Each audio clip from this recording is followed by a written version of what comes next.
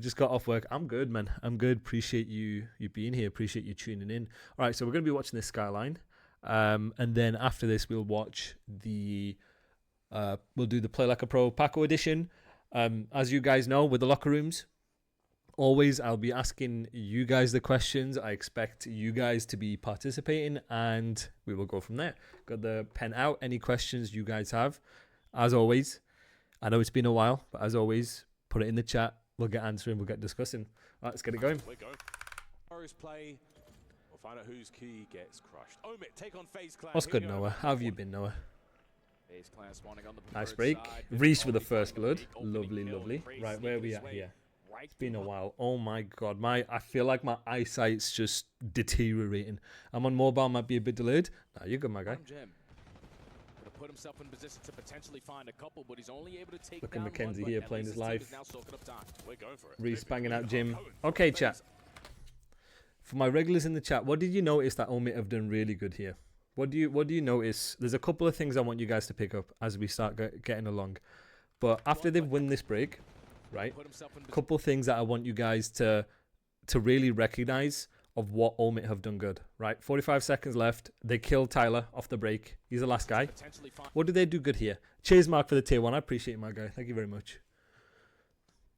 You've got LAN tomorrow? Yeah. I've got some questions about that, actually. I'll hit you up after the stream.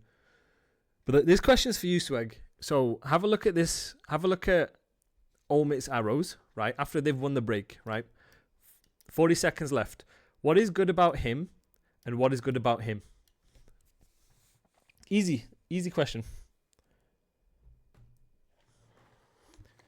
Not too difficult. And Mark and Noah, I do not want you guys answering, okay?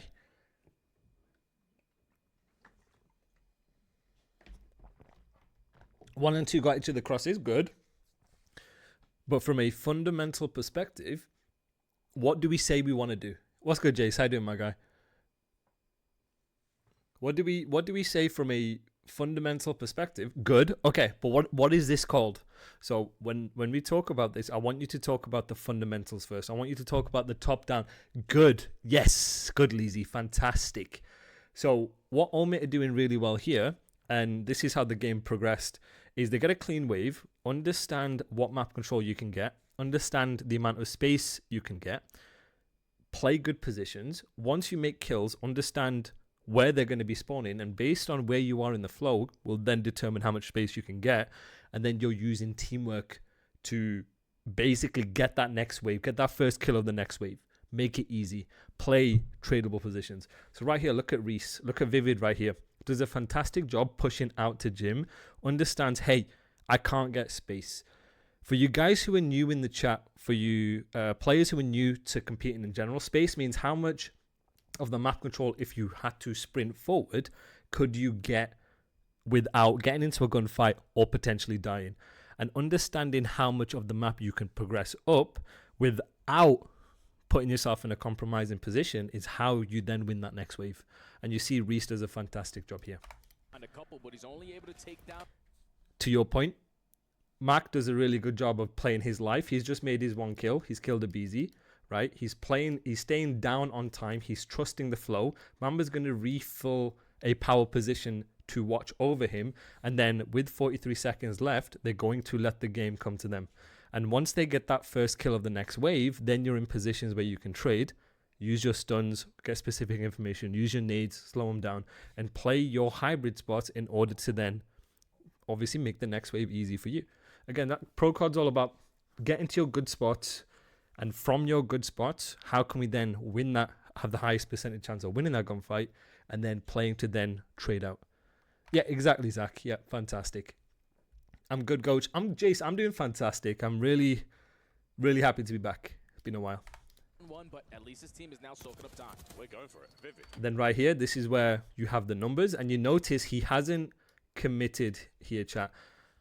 Why has Reese not committed here? Why is Vivid not committed to taking the fights on 7 and 6? Think about it. So if this was me in ranked, I promise you, if this is me in ranked, I am running through and I am taking the fight. But at the highest level, why has he not taken that, right? And what is this called? He's blocking tree spawns because he pushed that no in. So it's not. I'm not too worried about him blocking the tree spawns. I'm really not. Not in this situation. Not with the time and the clock. Okay. 3 and 4 are still bedroom where they can spawn kitchen. So we know they spawn in kitchen. That's fine. Good. No help. Okay. So very good answer, Red. So Red has the answer that I'm looking for, but I want you guys to expand on that. So when he doesn't have any help, what happens if Reese ends up challenging 7 and 6? And this is not a hindsight thing. This is, I know exactly where you're spawning. I know how many of you have spawned kitchen based on my positioning. But then let's say he does take that fight. What fight is he taking, chat? And give it to me in a numerical perspective. What is that fight? It's a 1v2 fight, right? Yes, good. If he solo Charles, he can. Yeah, good. It's a 1v2, and I need you guys to understand. You'll be very actually surprised. A lot of pro COD, a lot of high level COD it's less about, obviously your talent still matters, your ability mechanically still matters. But at the highest level, it's a numbers game. It's a percentages game. How can we play positions to bring your teammates into it? How can we stay alive? What Vivid has done here in this situation, good situational awareness, is understanding, right, there's still a lot of time on the clock. That's at least 2 waves. He can let the game come to him, but if he holds space and he holds map control, he can bring his teammates into the fight. He can then not scam. This is what we call discipline. He will play disciplined, not take a 1v2, wait for his teammates to get in, and then they can fight the next wave. And this is so my question to you guys here, chat. Essentially, we've talked about in previous locker rooms about bump refill block, right? BRB. We could say, hey, he has a free life here. But in this situation, why do we not want him to use that free life? He has the option to use his free life, but why in this situation do we not want him to use his free life? Any ideas? Leaves Max solo on point if he charles out and dies. Okay.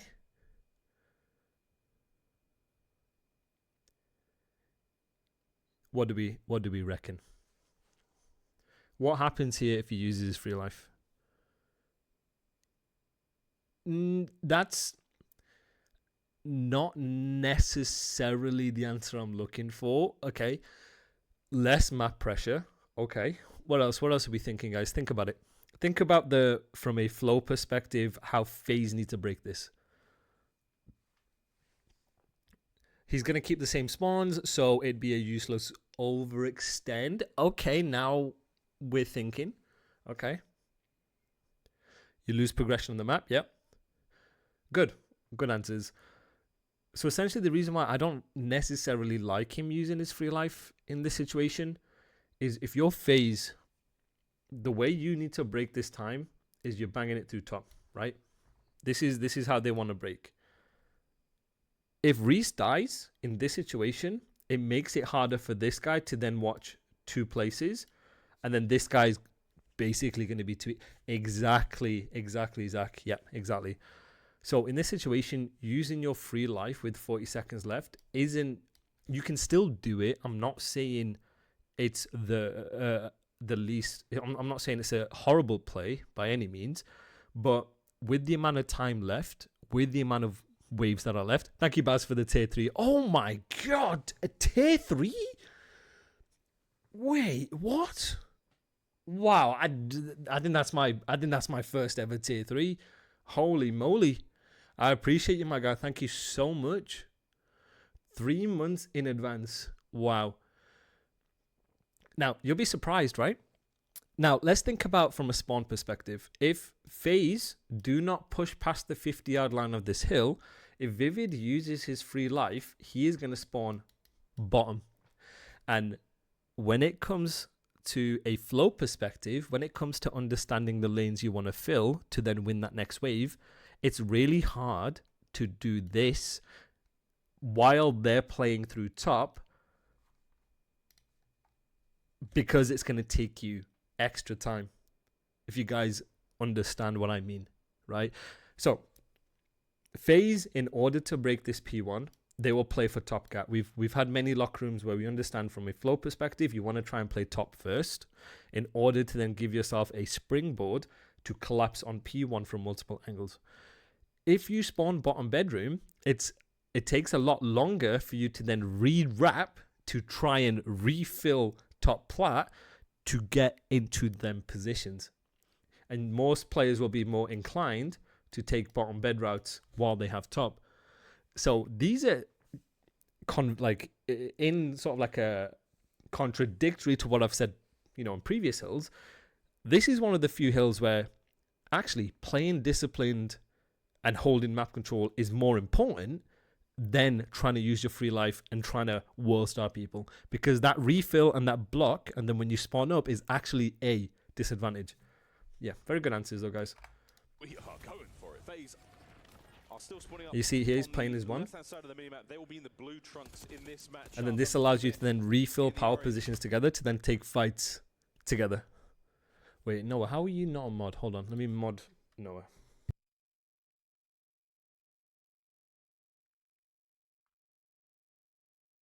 Right, there we go.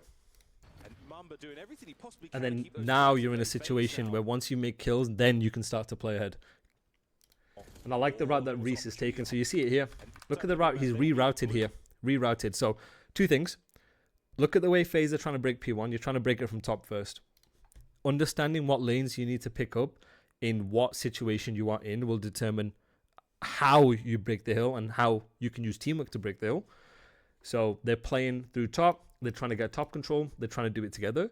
But Reese has made a really, really good heads-up play by getting out of gym to then re-wrap and pick up kitchen. You going to hit that sub? Hey, that's the plan. Just keep spamming adverts so you guys have to sub. Bloody arm. And you'll see it here. He's then re-wrapped to kitchen and he's now going to start playing ahead. Once you then start making the kills of that next wave, he's in a position where after they've started making kills, where he can start to think ahead, start to play ahead to then try and flip them out behind him and then get the rotation to this P2. And you'll see the way that I love the way Mamba's playing here. Crazy is going to then refill where necessary. This is where you trust the flow. Thank you so much, Zach, for the tier 1. Appreciate you, my guy. And then this is where you then trust the flow of that next wave. You play your hybrid spots to give you high percentage chance gunfights or ability to trade, and then you can push out and you can hive mind and you can ape together, basically. So look at it here.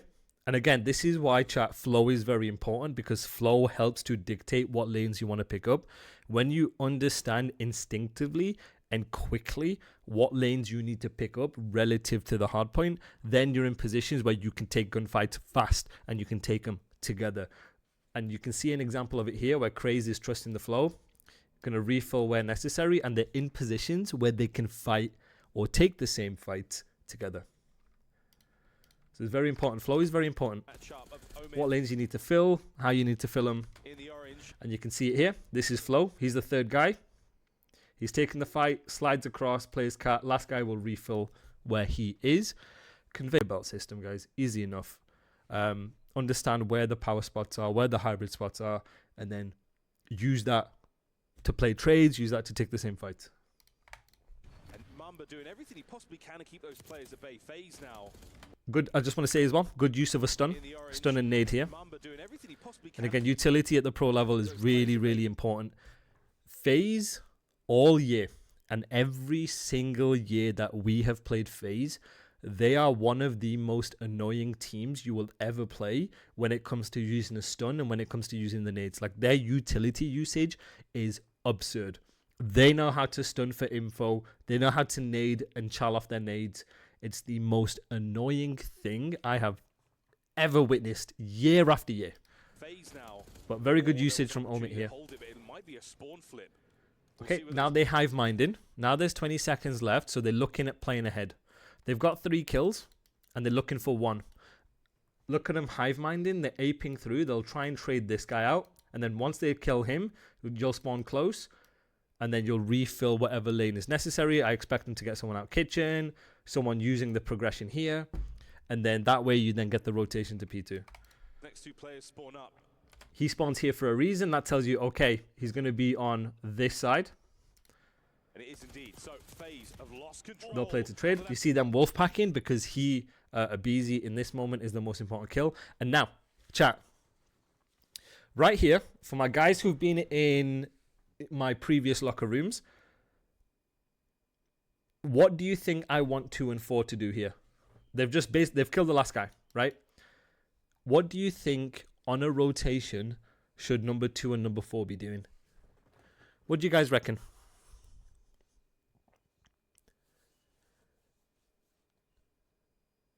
Take space, but why do I want them to take space? 1 cut off kitchen, 1 cut off cat. What's good, Scott?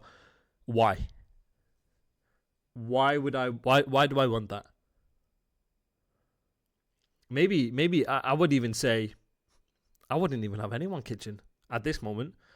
And there's a couple of reasons for that. And have a think why. To prevent progression. Number 3 is alone. Okay, good, Red. Good. Right. What does he have? What does number 3 have? I want you to put yourself in number 3's shoes. What information does number 3 have? What does he have? He has kitchen. Good. Nobody has crossed. So what do you think these 2 can do on the rotation? Good, Franks. Yes, he can call out crosses. So what do you guys think 2 and 4 should be doing here? They look at their minimap. They see the 17 seconds. They see it's a full wipe. They know exactly where they're going to be spawning relative to where number 3 is. What do you think 2 and 4 should be doing? Good. There we go. Yeah, he can see everything except underground. Playing for open lanes. Good. So, number 3 has progression, right? When you have progression on this game, keep it stupid simple. You can use it. Because if you use the progression of your teammates, you're in positions where you can trade. If you trade Faze's furthest pushed out player, assuming he's not pushed past the 50-yard line, there is no chance in hell you can flip, right? And you will keep them pinned back, right? So what these guys could do is they can keep pushing out this way, right? Now, why do I not want anyone kitchen initially? Is because there's no need. There is no need. Because the quickest lane is going to be towards plat and bedroom side, right? And this guy already has information kitchen. He has the information of anyone crossing because it is going to be the slowest lane, right? You always want to pick up the QRP first, right? Because then from that, you can predict and use process of elimination to then guess where people are going to be. And at the pro level, when people get 3 or 4 down, they're really good at tracking names. They're really good at he spawned first, second, third, fourth. Thank you so much, Scott, for the tier 1. I appreciate you, my guy. Thank you very much. So by the time you get into gunfights with some of these players, Taylor with the 5 gifted. I appreciate you, my guy. Thank you so much. Genuinely means a lot. Thank you so much. Absolute W in the chat. You're a legend, man. Absolute legend. Thank you so much, Taylor. You're a goddamn beast. Holy shit. I appreciate it. It was insane. Great holiday, but I've missed this. I've missed you guys. I've missed everyone here. Thank you so much, brother. Means the fucking world to me. Thank you. I've lost my train of thought now. Okay. So when you kill multiple people at the same time, pros at the highest level, give them all the credit in the world. They're very, very good at tracking names. Most of them are really good at tracking names, right? And if you know, based on first, second, third, fourth, which player you get into a gunfight with, you can use that to then predict where the other players are going to be, right? So if I know, okay, he's number 1, he's number 2, he's number 3, he's number 4, I'm going to keep it as simple as I can. This is the order in which they've spawned. If I then fight a BZ and Simp first, based on obviously process of elimination, I can be like, okay, I've seen the second and third guy. Where is the first guy? you then use prediction and process of elimination to be like, okay, if he's not here, he's going to be here. And so, long-winded answer, by having these guys then refill power spots to then help out where the pressure is going to be coming from on a rotation, you can then use that to predict if someone's going to take an underground route or if someone's going to take a kitchen route. You want enemies to take a kitchen route. You want enemies to take an underground route, because after a certain amount of time, based on the timings, you're going to predict where they're going to be. You know it. And you can, and this is something that you can be very proactive in doing. And this is nothing, how you play this situation, guys, is nothing to do with what these guys are doing. It's more to do with, okay, we have progression. We know where you're going to spawn. So we're going to be proactive. We're going to force you into a bad situation. So yeah, good answers. You see that there, chat? As soon as they killed a BZ, if they turned round and they played to trade out together, they would have been fine. It would have stopped FaZe from being almost like a tidal wave on Mac. They would have at least tried to trade out. Side of the map, but a BZ one's a big one. Mama Lovey wall bang there, and P1 is going to come to a close. And OMiT, what a lead they've gained. Yeah, that's a perfect start there from OMiT. Number 3, telling you exactly where the first guy is going to be. Your spawn will tell you exactly where at least one person, maybe 2 people are going to be. If you don't get a no map progression spawn, meaning you don't get the spawn closest to the hill, there's a degree of manipulation happening that will tell you exactly at least where 1 or 2 people are going to be. Already have great plays coming in from Vivid. A perfect start at 4 and 2. Mamba on 3 in a row. Been able to slay your way out. So yeah, so just to reiterate, guys, you see what I'm saying? If you already have progression on scrap time, play a high line. Use it. Play to trade. Especially after you get a clean wave. You get that clean wave, reinforce where you think the quickest route is, where you think pressure is coming from, and then you can react off where the pressure is. They don't do that. They give FaZe the entire map control, and I want to also give FaZe a lot of credit. What do you think FaZe do really well here? There are 2 things that FaZe do absolutely excellently here in order to capitalize on the mistake OMiT made. 2 things. What do you guys reckon that is? Taking the same child's aping together. Good. Right. So they ape together. They have mind. This is what we call hive mind, right? Hive mind, chat, is making a decision or having the same decision across all players. They all decided to hit scrap. Not one person's doing this and one person's doing this. No. Hive minding is having the same goal or the same objective. So good. Number 1. What is the second thing from a flow perspective that FaZe are doing really well here? From a flow perspective. What lanes are they picking up first?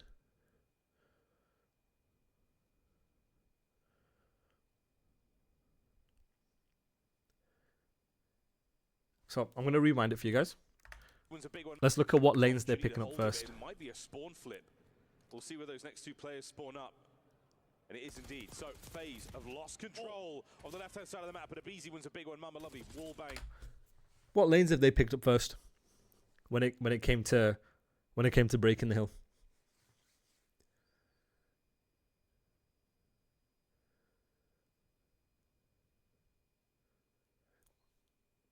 They child top cat and bottom bed. Now they picked up so they picked up top cat first. And explain to me, so go one step further. Why is it important to pick up top cat first? For you guys who've been in my previous locker rooms, you guys should know this. Why is it important to take, so QRP good, but from a positioning perspective, like put yourself in the shoes of FaZe, why do you want to get top first? Because top cat good. Yeah, fantastic, Frank. Absolutely fantastic. Good answer. There. And P1 is going to come to a close. Power position is very good. Yeah, that's a perfect start and there from OMiT. you can see how FaZe are still playing this. They're still trying to use teamwork. They're still trying to hive mind. They're still trying to ape.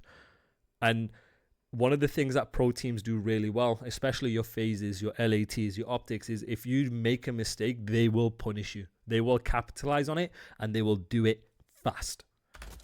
Speed and lack of hesitation in the decision making you have. They didn't hesitate. They came off spawn. They knew the situation they were in. They were communicating it, and they hit out together. All right, see how they're playing it here. Slides right up, takes care of business. Craze now trying to stay alive, over by time. Good effort from Craze. Good effort. Getting in the mix. Back. Oh my god. Oh my god. Hold on. How did how did he get that right? Okay, so he's weak. Draws gets a bullet into him. Oh my god, that is so unfortunate. It's that little snake. If you guys have seen it in ranked, when people like lay down behind tables or like head glitches or like sofas and you can't see them but they can see you.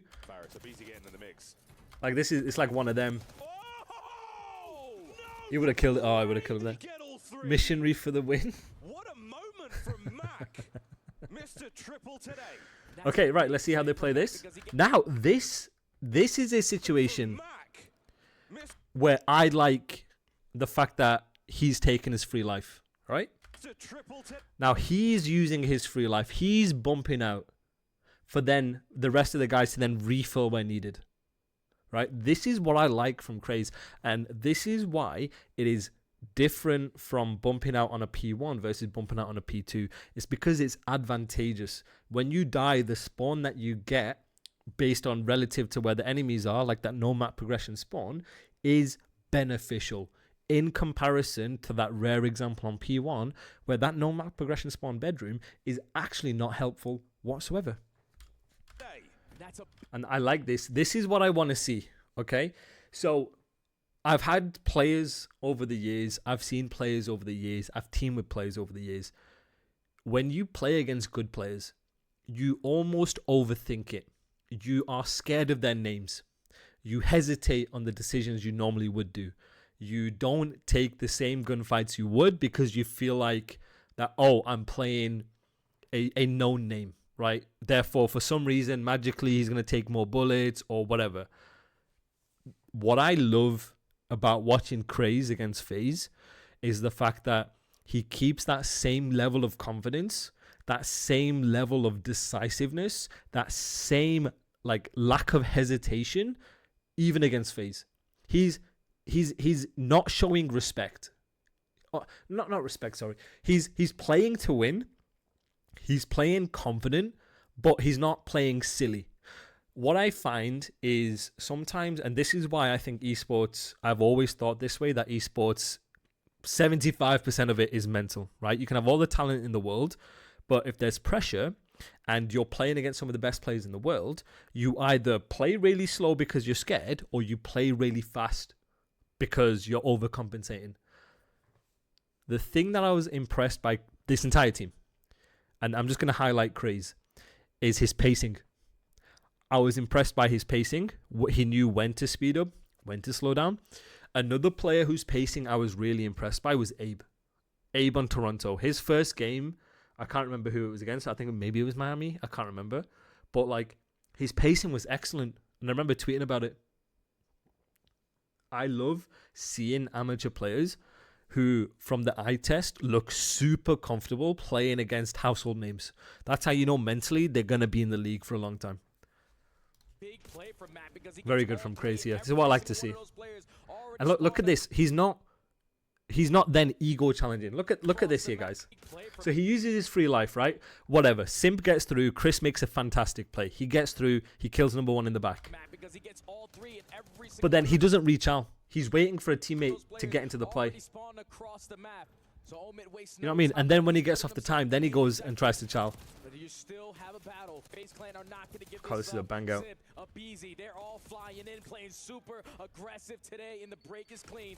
And that's what I really like about players who come into the league, who can show you like they know how to balance their pacing and they're not letting like the pressure of the event or they're not letting the situation like get over them. I like the way OMiT have rotated here. Very good first wave. They're playing very good power positions. Can he make anything of this life? Mac, lovely work on the read.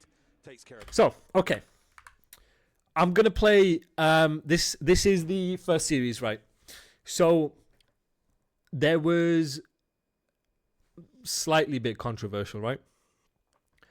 There was a, this was when Sib and Kenny were watching their VOD in, like a response to that YouTuber, right? And the YouTuber was saying, well, you should know after a while that if you see nothing here, then you know they're going mid, right? What's good, No Scott? Yeah, Hydro breakdown soon, right? And Kenny and Sib were saying, well, I might agree to an extent, but that is considered hindsight. So let me try my best to explain to you what a hindsight play is versus what not a hindsight play is. So let's look at this situation, right? You know, okay, I see nothing here. You have the minimap to help you and guide you and tell you, right, I know where all these 4 players are, and that's going to be some sort of a bias when it comes to the play that you're making, right? But you need to try your best when it comes to either developing a system or you're trying to give feedback, is you're trying to remove that bias you have of looking at where you think the players are at the moment, and you're trying to get specific information at the moment, right? And right here, even though number 3 doesn't see anything, which when you don't see anything will tell you where people are going to be based on that timing perspective, it doesn't necessarily mean that nobody is going to hit that nobody is going to play that, right? Not everybody plays perfect fluid COD. One team's mistake might be a benefit if it kills you, right? If you're not ready for it. And in this case, you can see here, even though he's the last guy in the flow, and you might say, right, he's the last guy in the flow, so he's going to play scrap, and then everyone else should be out mid. And then he can play off the hill once the hill is gone, because then now you know the timing, right? But then he doesn't. He's the one that's actually playing for it, not the guy on scrap. Right? He still kills him, but then you have the second guy challenging. And you might argue, well, the second guy shouldn't even be in this position, because the second guy from a game plan perspective should be like here or like here or like here, because in a perfect world, that is what the perfect or the most optimal play would have been. And that is my point, is just because it's not like optimal doesn't mean teams aren't going to do it, and a mistake can't then just be a benefit. And we don't have the benefit of hindsight to then say, okay, maybe you shouldn't have done this. Maybe you shouldn't have done this. And in that situation with Ken and Dante, I think Ken was here. But like, if you're the first guy, I want you holding that. I want you holding it, because you do not know, unless you get that specific information that all 4 players are there, that someone isn't going to do this in late chow. Even if it is the third guy or the second guy, that you have the luxury of a minimap to tell you. That's I guess the differences between like hindsight and then understanding in the moment decision making and using that information in the moment. Takes care of business. I think it was horribly put, but like hopefully you get the idea what I mean. Last man standing. Can he take care of this player who's already weak? And then Team Kill's gonna get that one done. Raza effective, and Mac is able to find another one as like well. even here. Already 3 dead. Last man standing. What I want him to do here is I don't even want him to go top. I want him to refill through time. Chat. My question to you guys is, why do I want him to refill through time? What's the benefit of number 3 refilling through time here? In this situation, minimap aside, so get rid of these guys, minimap aside, with the information he has, like why do you want him to refill through here? What do they have?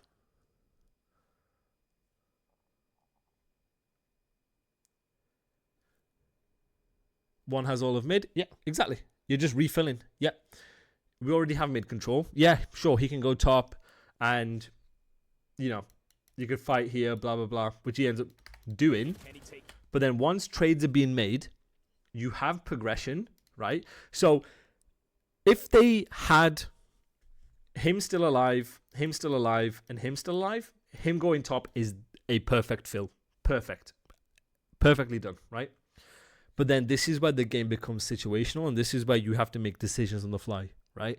And this is why it's about making decisions on what you see on your minimap, okay? You know your teammate's dead, right? These two are dead. So what you want to make sure you're doing, guys, is you're refilling through time because you already have that progression. He already has a teammate on P3. Now you want to reinforce the most important objective. Play on P3, help each other to trade, because that's where the most efficient kills are going to be coming from, because you're playing from time. So if his teammates were alive, you can refill top. If his teammates have died, you refill and you trade through time. Simple as that. Like right here, number 3 would have already been towards time, and then you can cut from the hill. Remember, guys, you can watch lanes from the hill. So as long as you have reinforcements from the hill, you can then refill around that, understand what space, what timings you have, and make the trades easy for you. Then right here, 3 would have already been here, playing for 5, playing for 7 and 8, and then they can then, based on spawning here, they can refill wherever it's necessary. Easy as that. Get that one done. Raza effective on the trade. Neither team is currently fighting for the hill time. Progression is really important, guys. Progression is really important. Keep it stupid simple. Understand when you have progression and make sure you're using it, because then you're in positions where you're trading and making the most efficient kills. Okay, so Craze made a really good play. I want to show you Craze's play. Get that one done. What is Craze doing? What is Craze doing here, and why is it a really good play? What is Craze done here? Good. So Craze has made a pinch.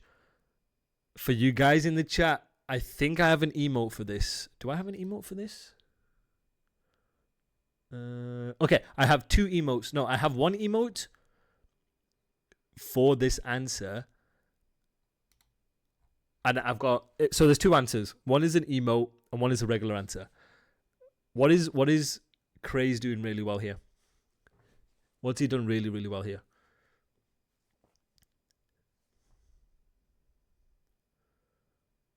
No, Chris, that's not the answer I'm looking for.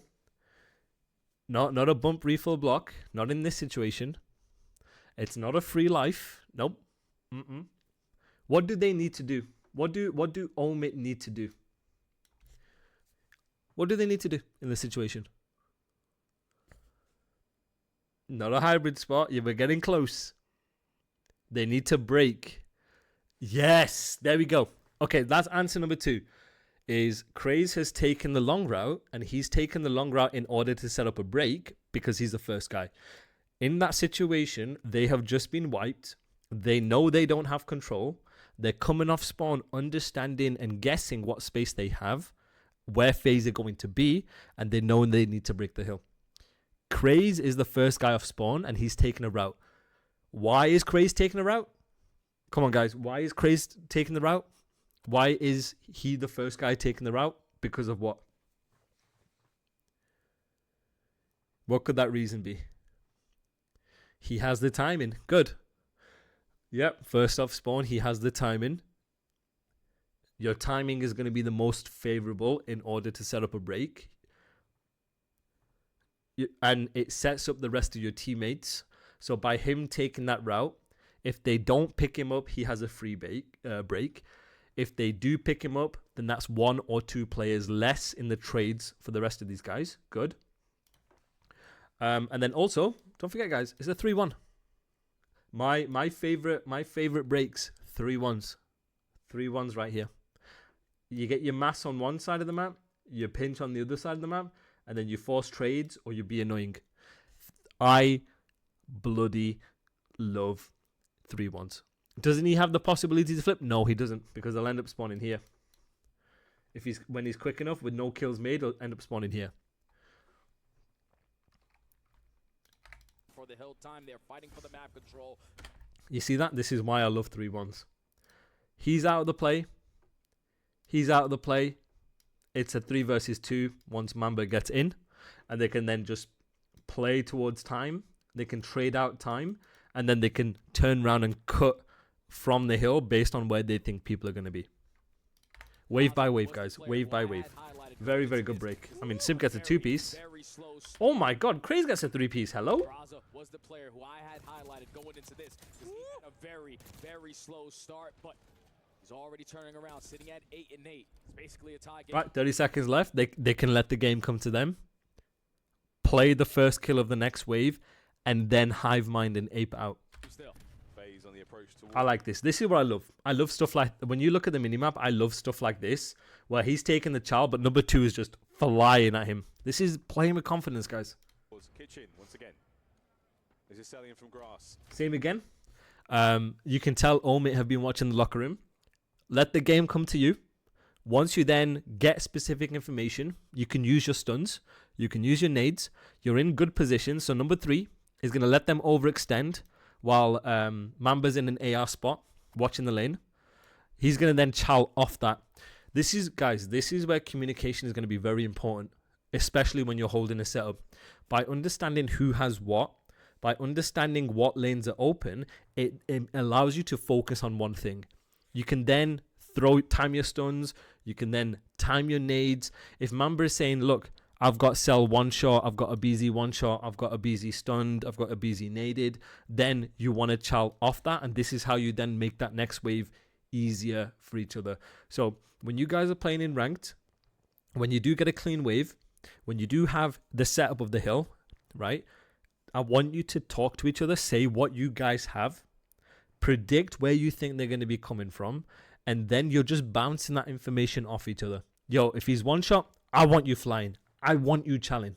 Yo, I've got 2 people 1 shot, stunned. You have numbers, fly. Play with confidence, play with aggression. He will be the entry man. Great work. You see that? You see that? Crazy is now challenging off what Mamba's doing. And this is how you then use teamwork. And look at number 2 here. Look at how they're all in positions to help each other. The way Call of Duty is progressing, the way you have high level COD is when you are in an advantageous position. When you have the hill, that's an advantageous position because the enemies have to break you. The enemies have to clear you. The enemies have to take disadvantageous gunfights, right? They don't know where you are, but you know where they are. If I know exactly where you're spawning, we can play hybrid positions and power spots to then get that specific information, understand where the bulk of their pressure is coming from based on what lanes we have. And then in the moment, if I'm getting stunned, naded, 1 shot, we'll just take a chal off that. And then once you have numerical advantage, trade. And you see it here. Mamba does a fantastic job playing an AR position to watch outer. Crazy is playing a fantastic position in the hill to make them overextend because he knows in the flow he's the first guy. He's the first guy in the flow, so he's going to, in the setup, he's going to make them overextend and buy time. He's in a hybrid spot to help in both places. It's teamwork at the end of the day, and then reacting off that teamwork. At range, 3 dead for and then Faze. You see how they play it here? After they get that kill, look how fast they then end up playing it. Going through. 20 seconds left. Playing ahead now. Let's flip them out behind us. They know they're looking for 1 because they're tracking names. He's going to try and look for him. Good kill. Oh my god, is he just spawned there? Yeah, no, fine. Yeah, I know why. I know why he spawned there, but alright, brilliant. You know, you can spawn there. Alright, Zach, you can have a free spawn if you want. He's probably mind blown. He's like, why the hell have I spawned here? And the fact that he's then ended up spawning. I mean, I get it. It makes sense. You know, don't get me wrong. It does make sense. But in real time, it's just, I mean, there's no other option, right? But it's just, I don't know, it's crazy to see. And then that guy spawning here. You know what I mean? It's just kind of like crazy to see, but I get it. All right, let's see how FaZe play this P4. finesse. Guarantees his team the close spawns towards the back. They win the rotation again towards P4. Amazing stage. All right, chat. What are FaZe doing really well here? Or what did they do really well initially? Phase. What are they doing good here? Managing to hold on to Or what they did? What did they do good here? Again towards P4. amazing stabilization there from Fade. What was initially decent about what FaZe were doing Towards the back. here? They win the rotation again towards So 2 pieces of information. Thank you, Echo, for the tier 1. I appreciate you, my guy. So think about it. What does cell spawn tell you? Can someone explain to me what cell spawn is going to tell you? Playing their life. Good. So I hope you guys understand, right? The more that you watch Pro COD, the more you understand it's actually about value in your life. It's more about playing your life than anything. At high level Call of Duty, the better you can play your life, the more you can get information, and the more you can bring your teammates into it. And you'll notice the game tends to be very wave by wave. It's very team fight by team fight. Cell spawn is telling you that they've got control of this. They're going to be pushing that side, right? Yes. Yeah, fantastic answer, Napalm. And when you know where at least one player is going to be based on where you spawn, that is where you can then reinforce and then play to trade. And yeah, even FaZe, one of the fastest teams in the game, letting the game come to you. They end up tweaking a little bit, whatever the case may be, but you get the idea. P4. Amazing stabilization there from Phase. Managing to hold on to this position. That is Draz just cooling off in the shower there, soaking up as much of this time as possible. Here comes Vivid on the pie from bedroom. Nobody They do a good job here, and then just play to trade. And now, chat. So earlier on in the map, some of you guys gave me the answer that they could bump refill block and use a free life when it was not the case. In this case, he has a free life and he can bump, they can refill, and they can block. Why can he do it in this situation, chat? Why can he do it in this situation? What is different about this situation versus the situation you guys were telling me before? Why is this now a good situation to bump refill block and use your free life? Because they have map progression. Okay. The hill allows you to play. Good. 4 down. Yes. That's the answer I'm looking for. They've just got a clean wave. In order to determine when you can use your free life, it's determined on how many kills and when you get the kills of a hill. They've just got basically a clean 4. When you know after you get like a clean 4 where they're going to be, you can use it to take space. You can use it to get map control because you know you have the time and the space to run up the map, because if you die, you're just going to spawn close to the hill anyway. That is the distinction between when to use your free life and when not to use your free life. Anything for his trouble, but another death in the pile. Abizi now pressing forward. This is so good from Abizi. This was actually so good from Abizi, because if you notice here, guys, he bought time. This is why the free life is so important, right? Right, let's look at Abizi's point of view. Tries to bait the play, doesn't get anything for his using his free life. He has no idea. He has no idea where Abizi is. The reason why a free life is so important, guys, and understanding when to use your free life to be beneficial for the team, is because you catch people sprinting. You catch people throwing a nade. You catch people throwing a stun. And you get specific information of how many people are in a certain place. Look at him. Crazy's not even looking at Abizi. Abizi's ran up using his free life, trying to play kills, because he's thinking, are you going to come here or are you going to come here? He's playing for both angles right now because he doesn't know if you're going to do this or if you're going to do this. Right? Look at it. And then he snaps onto him. And while he's doing that, look at Draz. Draz is using his free life. The free life is one of the best ways to promote teamwork, because you're basically using this guy as a sacrificial lamb. You're like, right, Abizi, you go run, you go use your free fucking life. I'm just going to watch over you, and I'm going to trade anyone that ends up killing you because they're tweaking about you. And a free life gives you the ability to use your talent here, guys. But understanding when to use your free life is key. Look how he plays it. He nades this side, expecting Mamba to slide across. He nades it to either force him to chow off weak or stop him pushing, right? And then, look, this is the point that I was making earlier. FaZe are so annoying at using their stuns and nades. He's look at him. He has chowed off a nade. He naded him, semtexed him, and he's chowed off it. And they do this every time. In this case, it hasn't worked. But more often than not, it's going to work. Amber now out of the play for as long as he can. Great time from FaZe here on bed. There you go. Draz is now then refilling. And they can't do anything. Word on the street, I'm going to coach Rainbow Six.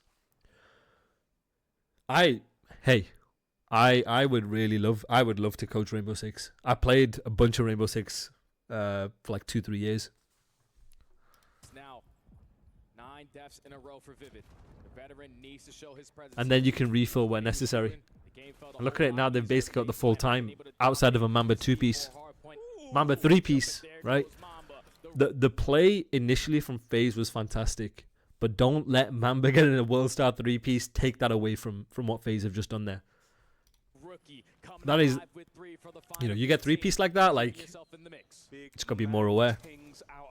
Is what it is. Looking towards, another P1, folks. Well, a wonderful first set of hardpoint. Simply 10 points now separating our teams. FaZe are going to make their way back over towards New. Right, let's see how FaZe play this. Nice. Really good play from Draz. Look at him again. Same game plan. This is what we call a game plan, right? Understanding what lanes you need to pick up, what lanes you need to fill, what lanes you need to flow. Game plan. Picking up top. At the same time, they'll hit bottom. We did this. We stole it from these guys. As soon as you get top, you can deny these hybrid spots. Once you deny these hybrid spots, they can't watch bedroom, they can't watch kitchen. Opens up the timing for you to then run out and try and kill the guy on time. What's the biggest difference between Shotzi, Hydra, and Abizi? I have been watching your videos and you always mention those three. We'll find out. So I'm gonna do Paco in, when am I doing Paco? Like 30 minutes. So in 30 minutes, when we dissect Paco, we'll see what the difference is from a playstyle perspective. And you see, same again. They do the same thing, the same game plan, the same flow. And look at how they end up breaking P1. Really, really good job from them. Look at 6 just being annoying. So one has to play for number 6. Find their kills, get a break. Break is good. Now you already have players like Abizi who's trying to potentially flip. You'll see kind of the difference between how OMiT played it first rotation versus FaZe. 6 is spawned there. So like 6 can't really change anything. But you can see like how 6 is in a bad position. And it gives OMiT the space and the ability to then refill through top, make him useless, and then end up breaking rather than playing to let the game come to them. Hope though, Draz and Simp find their kills, get a break. Break is good. I mean, 5's kind of tweaking here. Yeah, players like Abizi who's trying to potentially flip these spawns, but he is going to get picked off. So you have the numbers, you just got to fly on in. Mamba again lighting up the kill feed, pops a double, but he's the only player on this side of the map. He's so aware, he understands what is getting thrown at him. So even though, right, guys? Even though FaZe hold this, right? FaZe hold this. MC repinches kitchen, and I am really not a fan of MC repinching kitchen. I'd rather him hold it, and he's playing in a position where he can then potentially help Jim. I don't think it ends up being too horrible, but you see how they end up causing splits in this situation rather than just keeping the game stupid simple here. And then they spawn one here because of MC's positioning, which can make the game feel kind of impossible unless number 7's in a position where he's hive-minded with number 8 and they both end up doing it and then they refill through time. You're making the game messy in this situation. I understand why MC's done it. I just not too sure if I'm the biggest fan of it.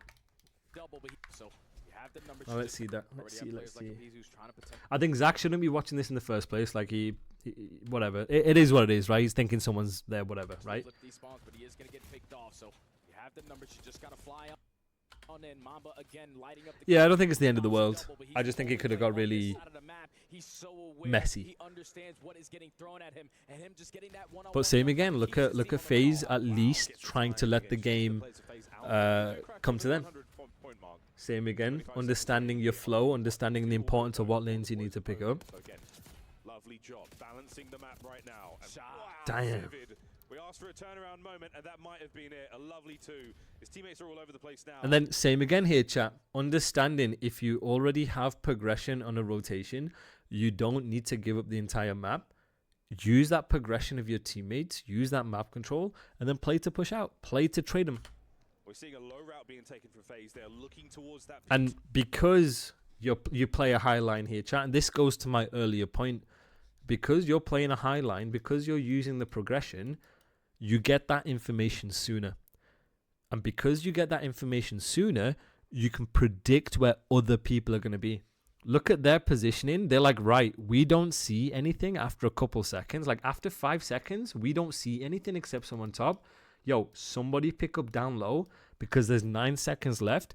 And I predict that you're going to take an underground route simply because the information I don't have is telling me what you could potentially be doing. To break. We'll see how that goes though. That is a BZ on the low route. Craze taking the fight upstairs. Yeah, you already have Mamba in that position, watching the zip. Not going to allow them to potentially break them down. Look at number 6. I like what number 6 is doing. Okay. All right, chat. That is a BZ on the low route. Craze taking the fight upstairs. What is good about what number 6 has done? Hey, what's good, Sparky? Hey, Sparky, you can answer this. What is really good about what number 6 is doing, and why? Why?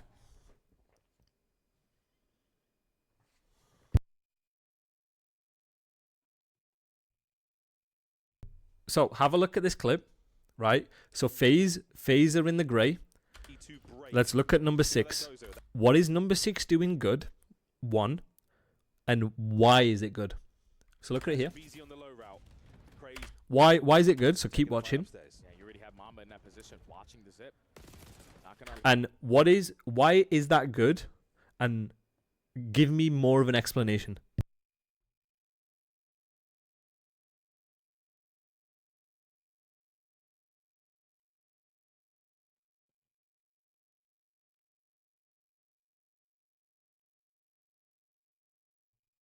Okay, so he's waiting for his team to win their ones or make noise or to flip for P2. But let's look at it a bit more. In the flow, what number is he? What number is he in the flow? Waited for teammates and threw off the timing. Good, Lazy. Good. He's the first guy taking a route. Good. Yeah. You guys, the more you guys watch the locker room, the more we will get repetition. Repetition is key for neuroplasticity. Repetition is key for muscle memory development.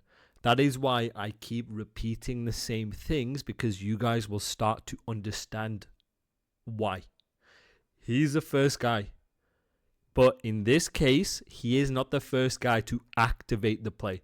What does activate the play mean? Chat, what does it mean to activate a play? What does that mean? If I'm trying to activate a play.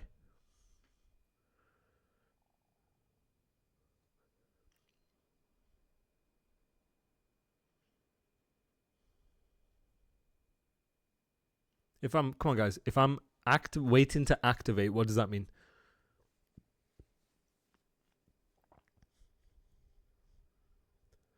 What does that mean, Sparky? I'm waiting to activate on a play. Start a play so that teammates can get more map control, have them get him off, take the first child. So good answer, Frank, right? So yeah, so activating means like taking the fight.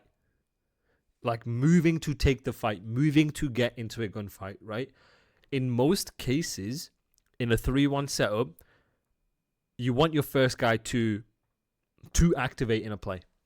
You want your first guy to activate in a play because it either drags people away to open up a timing for the other 3, or you get free kills because they're not watching it, right?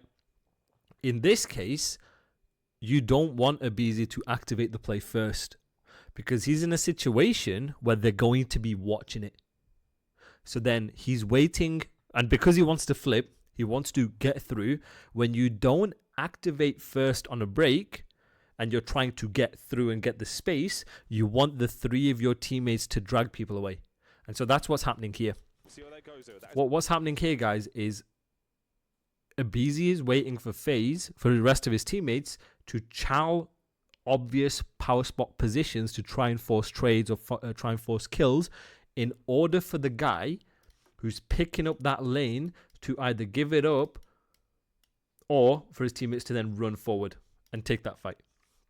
Good answers. Abizi on the low route. Craze taking the fight upstairs. Yeah, you already have Mamba in that position, watching the zip. Look at the way they slide. Look at the way they're moving. Look how fast they are together now. Hive mind, guys. 7 and 8 are going to fight together. Look at him. They're going to be sliding to look for him. But OMiT end up winning it. FaZe actually played that really well, but then OMiT honestly just gunned their way out of it. I've been really... Okay, look at FaZe again. Right? They aren't hesitating to hive mind and do something together. Look at the 3 of them players. Look at them holding hands, fighting together. They get 1, which means they're in a 4 versus 3. 45 seconds left. His spawn is going to tell you where at least one of the enemies are going to be. You're not going to know exactly where he's going to be. It could be like here, whatever. But you know someone's in that area. And look at how they then played the trade. Rolling thunder across Skyline. Mac. But it's fine. It's a 4v3, but Mac somehow gets a World Star 2-piece anyway, right? And I just feel like I have seen so many situations on this map where FaZe actually play really well. They play the situations really well, but then somebody gets a 3-piece. Mamba, 3-piece back at P4. Vivid, 3-piece. Mac, 3-piece. Mac, 3-piece on a P2, right? It's 2. Selium now keeping that play alive on the right-hand side of the map. Oh, now through the middle comes Draz. Over to Piano. Striking a chord right on through the setup. But Vivid. Good play, Vivid. Beautiful stuff as OMiT now still holding it together. Nice. Really, really, really good plays, at least from OMiT, to trade and take fights together. Right, let's listen in. I'm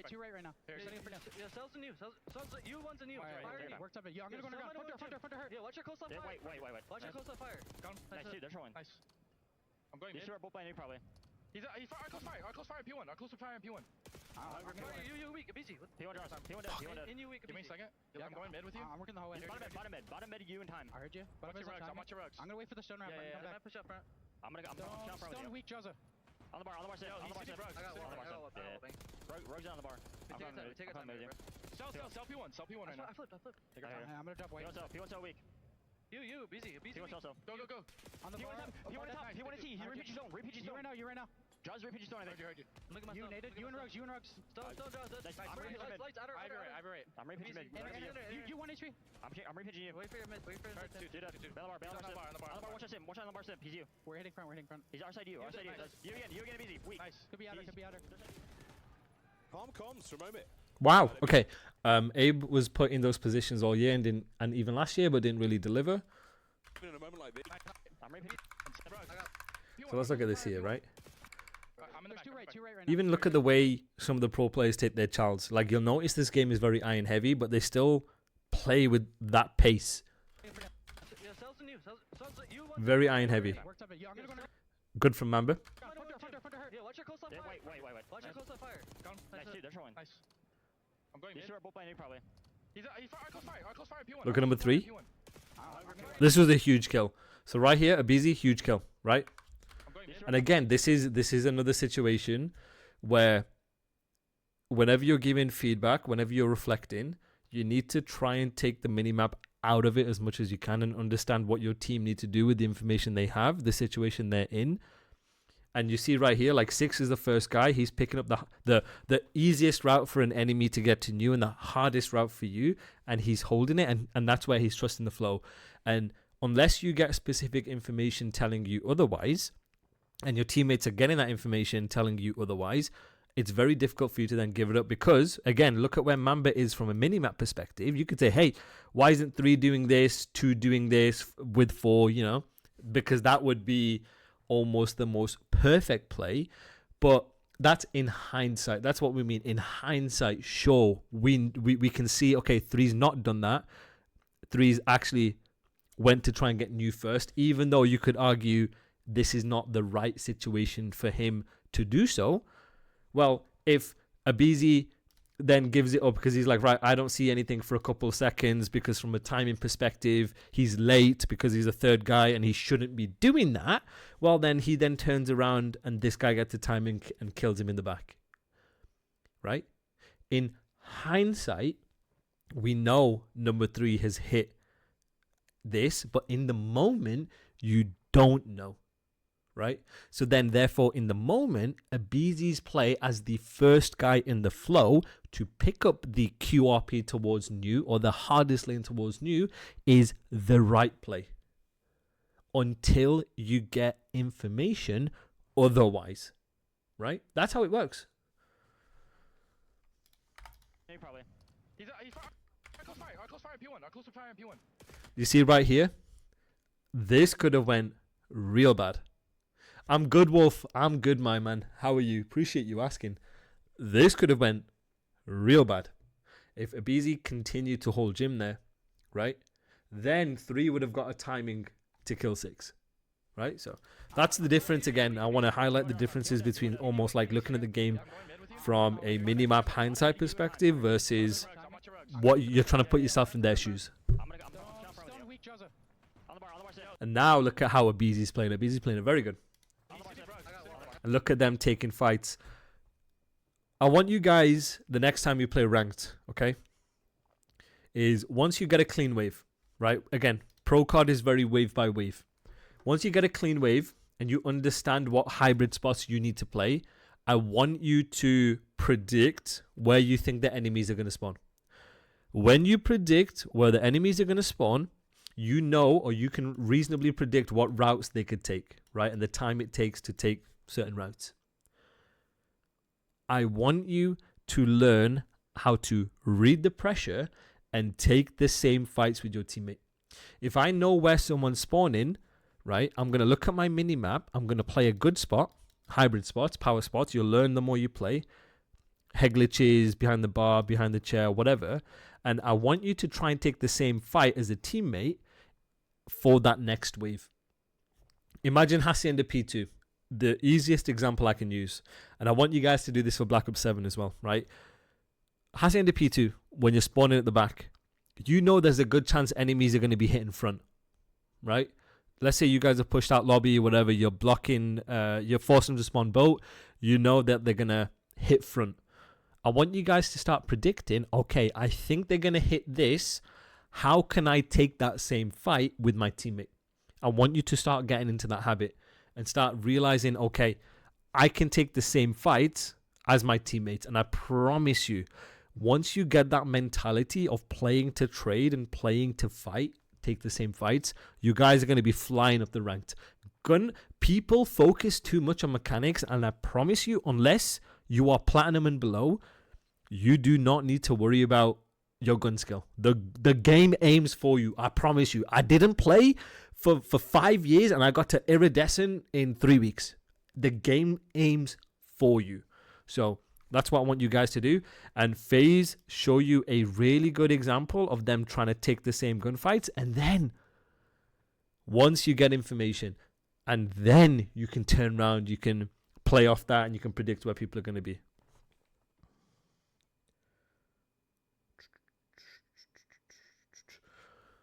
All right. You see here, look at 6 and 7, and now you can start bouncing off where you think people are going to be. And the whole idea is, guys, you're doing it from the hill.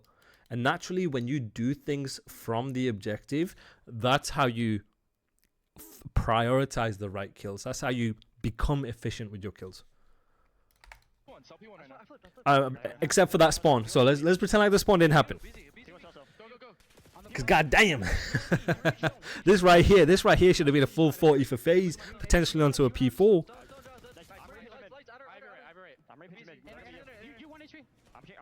Wait for your mid. Wait for your mid. Dude, Bell bar, watch him. Watch on the bar, he's you. We're hitting front. He's our side you. You again, easy. Weak. Nice. Could be outer. Same again. Nice. A busy bill out. Welcome to LAT. God, a busy so good. Holy. Holy shit. All right. Okay, they're back at it again. Still does not matter. FaZe Clan have the raw talent to battle their way back in for that final 15 seconds. You're going to be down by 10, but again, for the third... All right, chat. Fifth. So all you have to do is just be level-headed. Make sure we're taking our time on these approaches, on how we're going to set up... Okay, chat. What was initially good about this, and what do you think I don't really like about this? These plays. Still does not matter. FaZe Clan have the raw talent to battle their way back in for that final... No, never mind. I think this is okay. I really think this is fine. I think if MC gets one, you could argue that MC should stay alive here. Yeah, you could say, hey, MC, you could stay alive, right? Honestly, if he gets one and he dies, he's just going to spawn up here anyway. Like, I don't think it's the end of the world. I think the fact that he just ran forward in case they ended up doing this... Yeah, I don't think... Yeah, I don't mind. Nah, ignore me. I think that's okay. I'm nitpicking. Still does not matter. FaZe Clan have if he wins his one, he's okay. He's going to probably get two there. The raw talent to battle their way back in for that oh final my god. 15 seconds.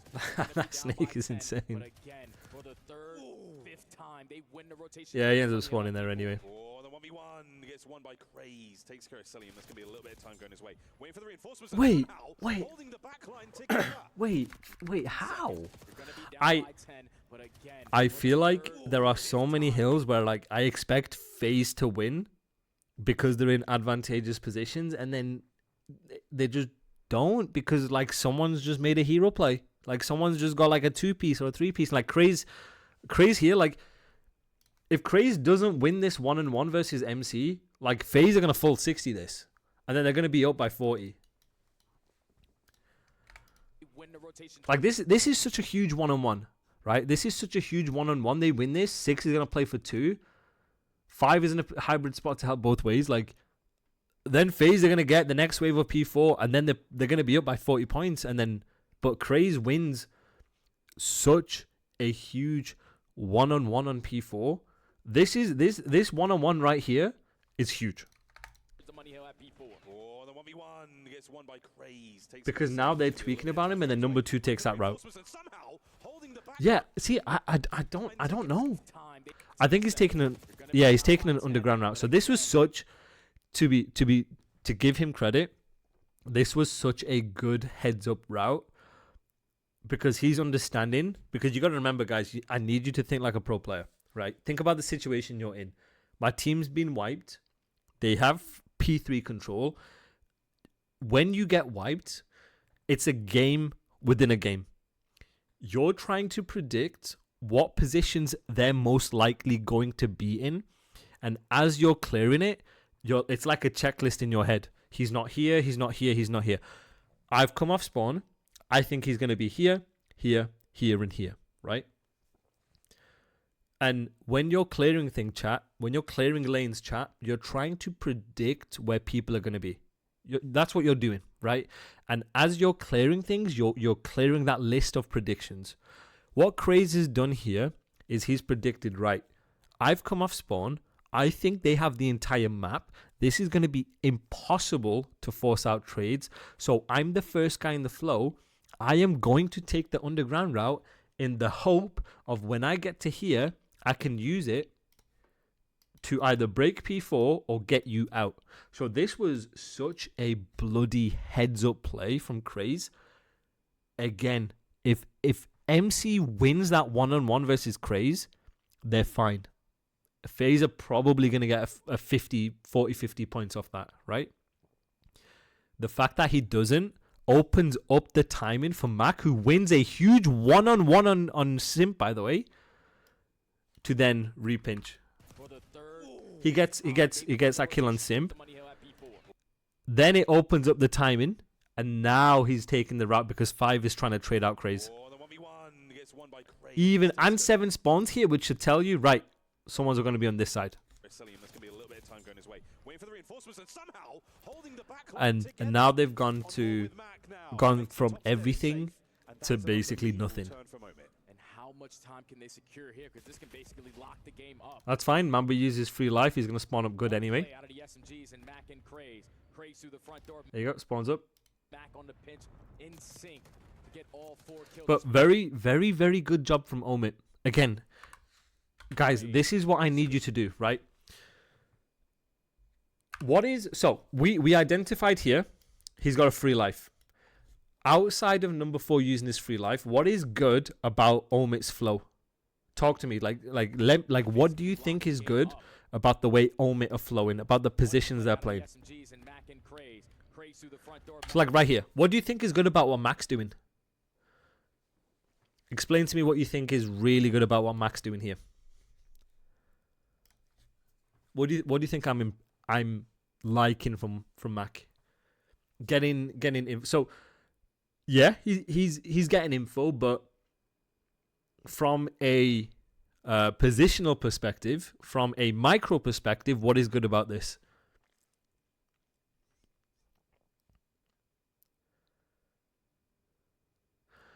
He's holding an off angle and come back down. Yes, good. So this is now how we're going to start thinking like pro players, right? Yeah, sure, they're letting the game come to him. Fantastic answer, right? But then Max playing a hybrid spot when he's letting the game come to him, where he's playing an off angle because he's predicting where Faze are going to be. He has an SMG. He's going to play an SMG position to give him the highest percentage chance of winning that next gunfight. He's ironing where they think they're going to be, and he's also in a position where he can help here. He can help here, and he can back off when needed. So his positioning is really important in this setup. Once Mamba dies, he does not have the timing, and he doesn't already have the map control to play to trade. He can't trade Mamba whatsoever. He's nowhere near. And he has an SMG. Once you realize, right, I can't force that trade, okay, all you have to do is not double scam. You need to play a position that's going to... This is what we call playing a guarantee. He is playing a position where he can play a guarantee and get out if needed. He's playing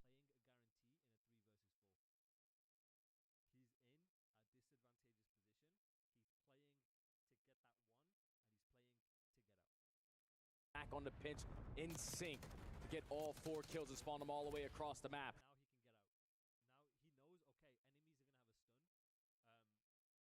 He knows enemies are going to have a stun. Enemies are going to have a nade. He knows this. And he's just going to back off and play Still 30 seconds.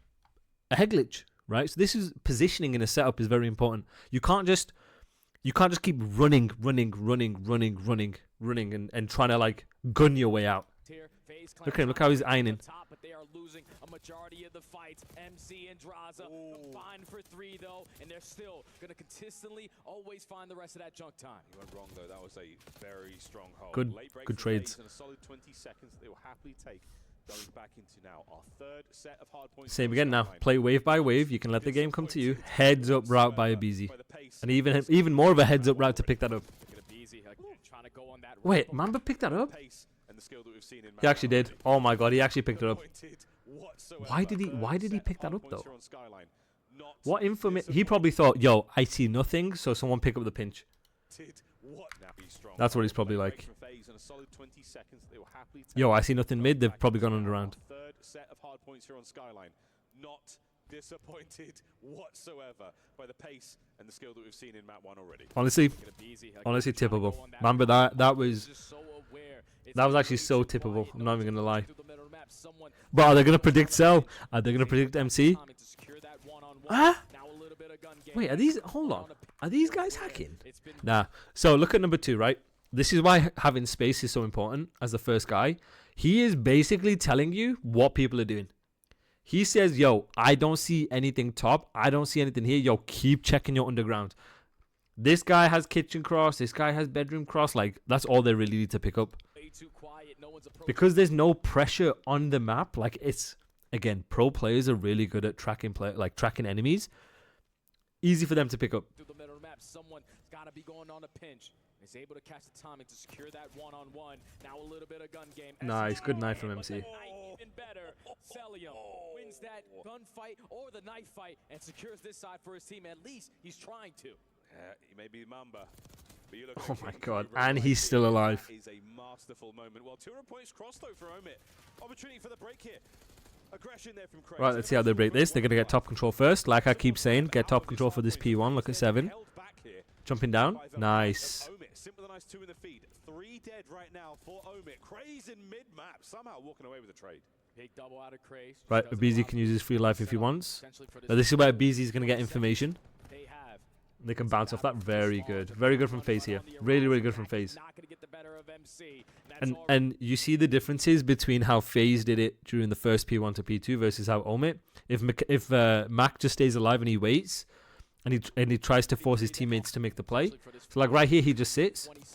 And these guys have to wait for each other. I mean, yeah, number one's getting shot by bed or whatever. Which is kind of like unfortunate, but like he kind of has to wait. Do nothing because he has no progression. His teammates aren't doing anything, and they have to get top first.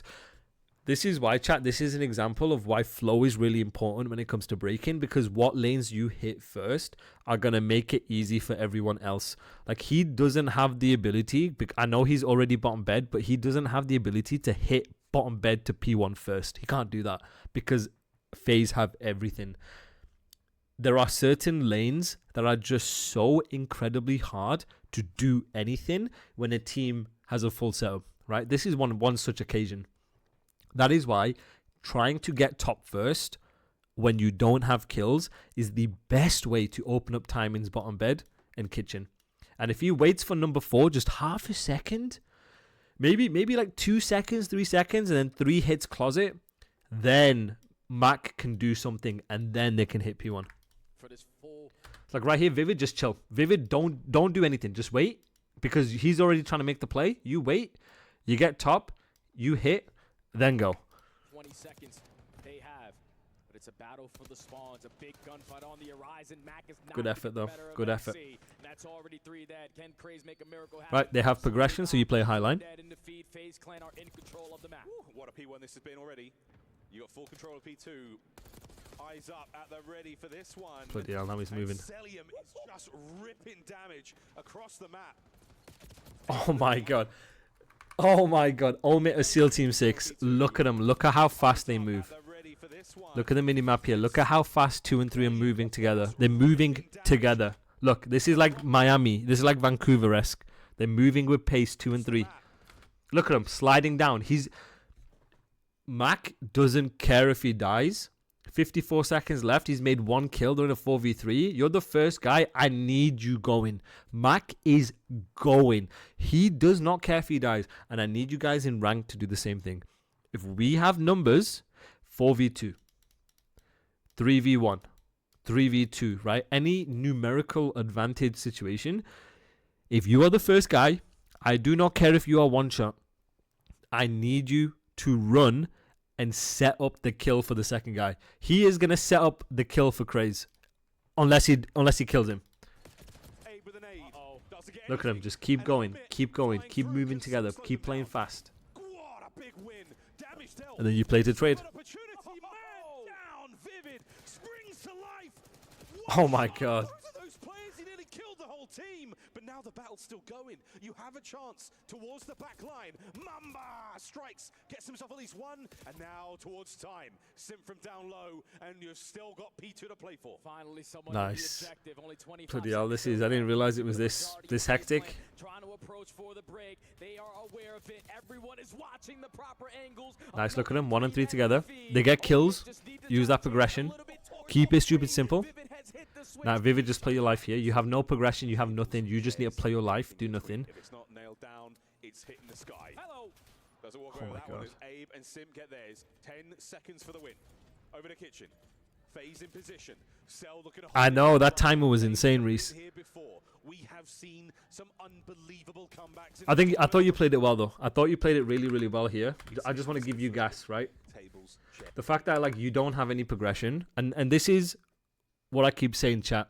Understand the situation you are in, right? So like right here, they make the right play because they've just made kills. 16 seconds left. They know P3 is going to be open. They're holding hands, hive-minded, and they're trying to get progression for new. This was fantastic. But then this is an element of adaptation. This is how you adapt split second. He's played that kill right here. He's one shot. He then doesn't commit to P3. He doesn't commit while one shot to try and get P3 progression. He plays his life because he realizes, right, I might not have the timing to get into P3. Therefore, they could already be there. I don't have progression, so I'm going to wait and stay alive. And this is how pro players, guys. Oh, shit. This is how pro players adapt based on what's happening in the moment. And then right here, Reese, I want to give you so much gas.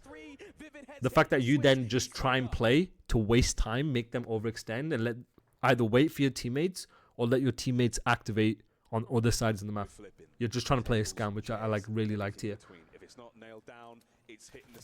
Bad timing, but I really did like the play. And then right here now, chat, understand the situation you are in. Understand that FaZe have a P3. Understand where you are in the flow. First guy, you'll start taking routes. Understand what lanes you want to pick up in order to break. And you'll see how they do it here. They're going to play for mid. One guy's taking an underground route. Teams have started getting better at doing that, taking an underground route to then get bedroom control, get mid control. Last guy can then repinch through P3. Understand what lanes you want to fill. Understand what lanes you want to like flow into first. It will then help to set up the break. Down right now. FaZe have been here before. We have seen some unbelievable comebacks. The Mac is doing the same thing. That's fine. The effort is there. The intention is good. This is what I like, at least. And these are situations you need to be really careful about nitpicking. Sometimes the intention is good. Sometimes the thought process is good, but you just lose a gunfight or you get a bad timing.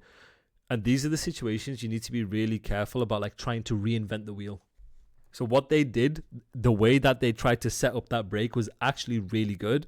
But if you lose your one or you get a bad timing, at the end of the day, it's COD. It's what happens. They're